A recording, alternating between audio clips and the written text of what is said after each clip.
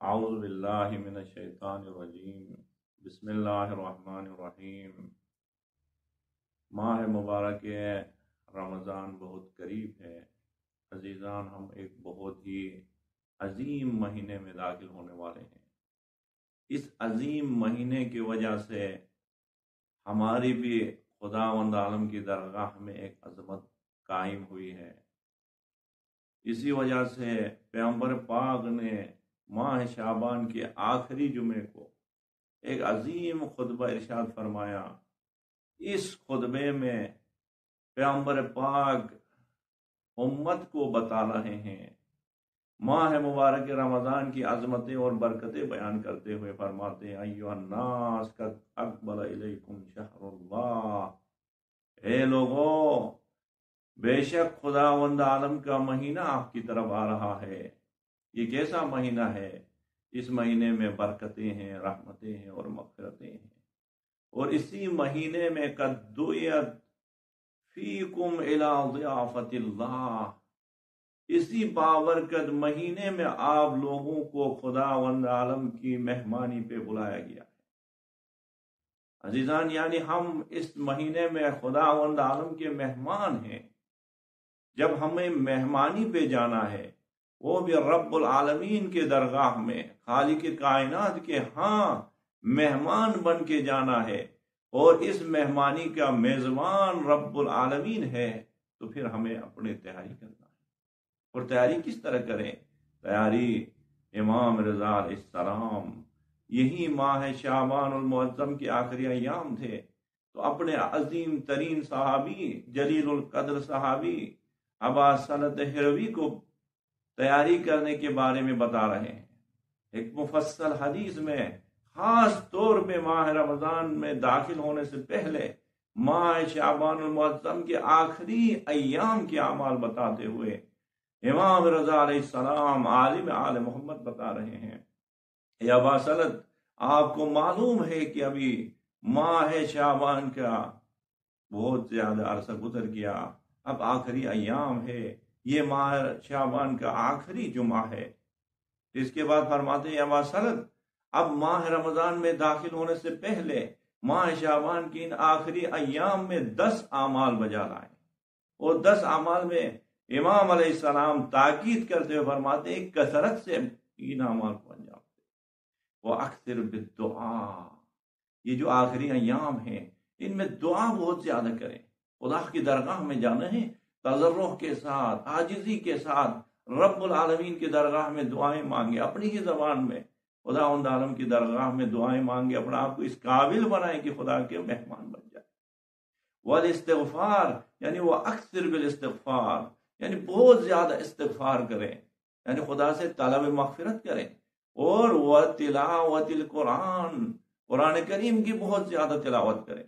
پھر اس کے بعد امام علیہ السلام فرماتے ہیں کہ اپنے گناہوں پہ توبہ کریں۔ یہ بہت اہم ہے، کیونکہ گناہ کے ساتھ ہم اس بابرکت مہینے میں داخل نہیں ہو سکتے۔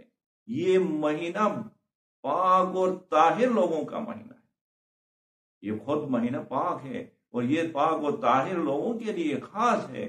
اگر ہم اس مہینے سے استفادہ کرنا چاہتے ہیں، اس مہینے کی برکات کو ہم حاصل کرنا چاہتے ہیں، تو اپنے گناہوں سے پاک ہو جائیں، اور گناہوں سے پاک ہونے کا بہترین وسیلہ توبہ ہے عزیزان۔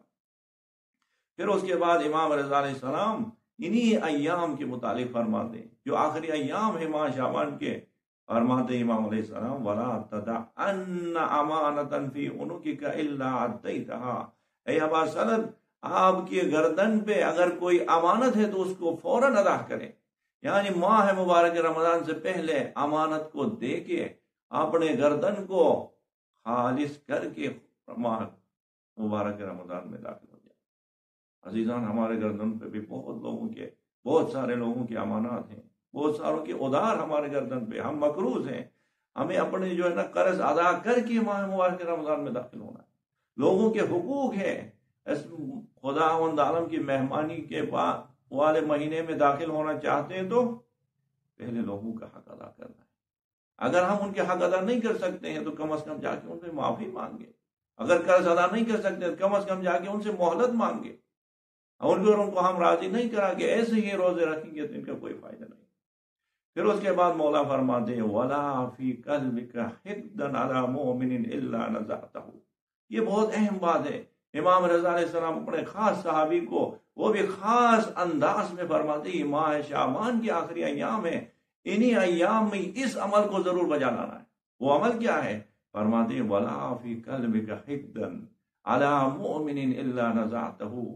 آپ کے دل میں کسی بھی مومن کے بارے میں کینہ نہ ہو. اگر کینہ ہے تو اس کو نکال کے کینے سے پاک ہو کے اسی مہینے میں داخل ہو جائے.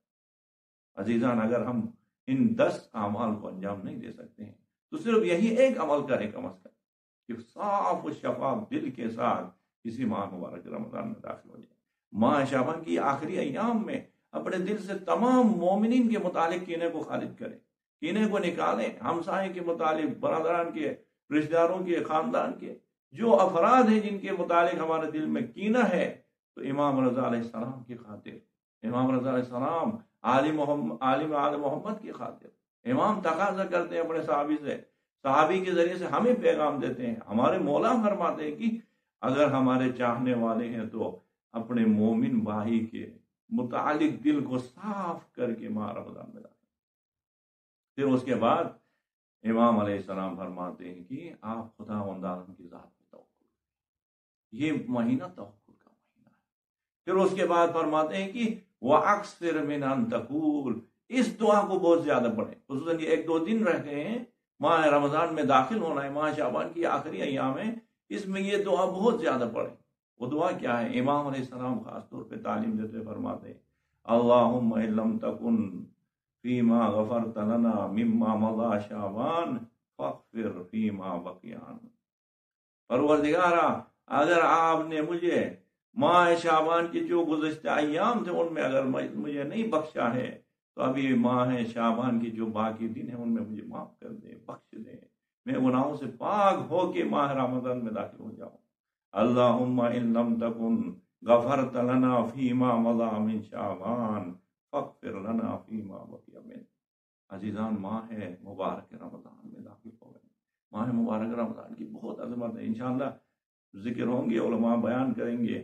آپ ماہ رمضان کی عظمتیں دیکھیں. اب ماہ رمضان داخل ہونے سے پہلے امام سید الساجدین آ کے ماہ استقبال رمضان کے عنوان سے پورے ایک دعا پڑھتے ہیں، اور پیغمبر پاک اپنے امت کے درمیان آ کے خاص طور پہ خطبہ شعبانیہ دیتے ہیں کہ ماہ رمضان کی عظمتیں بیان کرتے ہیں اس پورے خطبے میں. اور امام رضا علیہ السلام ماہ شعبان میں آخری ایام کے متعلق خاص طور پہ اپنے صحابی کو بیان کرتے ہیں. یہ سارے اہتمامات اس لیے عزیزان کیونکہ ہم ایک عظیم مہینے میں داخل ہو رہے ہیں.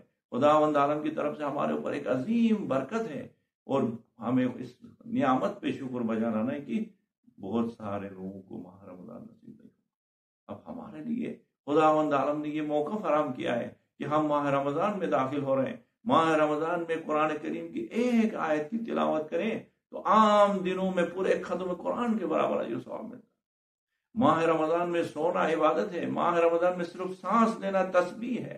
ایسے عظیم مہینے میں ہم داخل ہو رہے ہیں تو پورے اہتمام کے ساتھ گناہوں سے مغفرت اور لوگوں سے جو ہے نا صاف و پاک دل اور نیت کے ساتھ ہم ماہ مبارک رمضان میں داخل ہو جائیں تو خداوند عالم ہمارے روزوں کو اپنے درگاہ میں قبول فرمائیں گے.